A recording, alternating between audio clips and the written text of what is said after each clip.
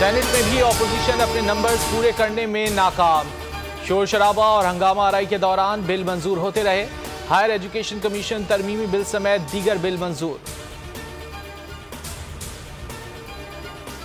कम आमदन वाले लोगों की किसी हुकूमत ने मदद नहीं की। पैसे वाले घर बना सकते हैं, गरीब के लिए अपना घर बहुत मुश्किल है। वजीर आजम इमरान खान कहते हैं पहली बार घर बनाने के लिए बैंकों ने कर्जे देना शुरू किए। 1 लाख घरों के लिए 3 लाख फी घर सब्सिडी के लिए रखा। कोशिश है जितना 1 माह का किराया हो वही किस्त हो।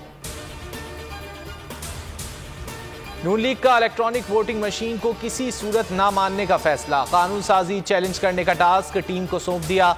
पार्लिमानी मुशावरती ग्रुप के इजलास की अंदरूनी कहानी। ऑपोजिशन की दीगर जमातों के साथ मिलकर हिकमत अमली वज़ा करने का ऐलान। वफाकी हुकूमत हमारे ऊपर चौकीदार ना बने, अवाम और असम्बली को जवाबदेह हैं। सिंध के वजीर आला के बाद वजीर इत्तलात सईद गनी ने भी वफाक को खरी खरी सुना दी। कहा सिंध आपको पैसे कमा कर देता है, आप मुशावरत के बगैर हमारे अफसरान को कहीं और भेज देते हैं। सूबाई हुकूमत की गवर्नेंस को खराब करने की कोशिश की जा रही है। सूबे के अवाम के हुकूक का तहफ़्फ़ुज़ करेंगे। MQM और GDA से मरदमशुमारी से मुतालिक सवाल किया जाना चाहिए।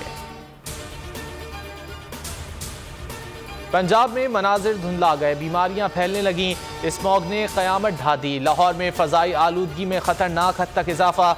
दुनिया के आलूदा तरीन शहरों में बदस्तूर सर फहरिस्त। Air quality index 501 record.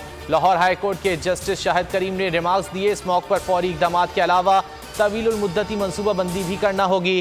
Committee बनाए जो स्मॉग के मामले को देखे। वज़ीर आला ने अहम इजलास बुला लिया।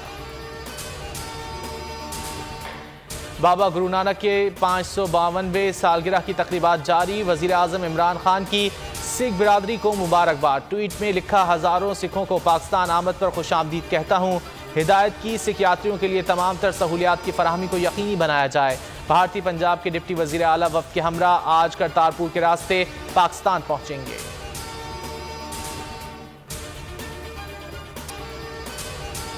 मुल्क में डेंगू के वार। पंजाब में मजीद 4 अमवात, तादाद 109 हो गई। खैबर पख्तूनख्वा में मजीद 98 केसेस की तस्दीक, तादाद 9811 हो गई।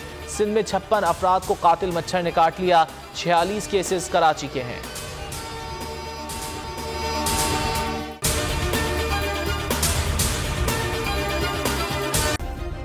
सब्सक्राइब करें और बेल दबाएं ताकि कोई खबर रह न जाए।